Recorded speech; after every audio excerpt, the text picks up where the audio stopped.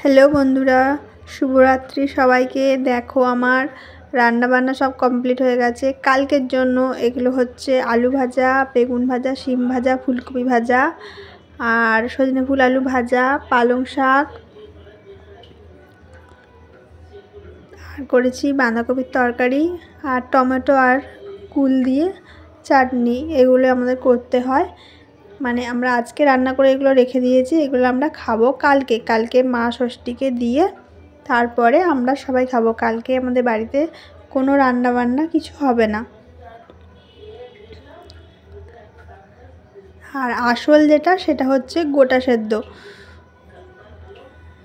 তোমাদের কার কার বাড়িতে এই নিয়মটা আছে কমেন্টে অবশ্যই জানিও। দেখো এখানে ভাত আছে আর এই দেখো এই হচ্ছে গোটা সেদ্ধ। 5 রকমের কলাই আর সব কিছু গোটা গোটা দিয়ে এটা হচ্ছে সেদ্ধ করা। দেখো আজকের ভিডিওটা তোমাদের কেমন লাগলো কমেন্টে অবশ্যই জানিও। যদি ভালো লাগে তাহলে একটা লাইক করো, কমেন্ট করো আর চ্যানেলটা সাবস্ক্রাইব করে আমার পাশে থেকো। Okay bye, tata. সবাই খুব ভালো থেকো। শুভরাত্রি সবাইকে।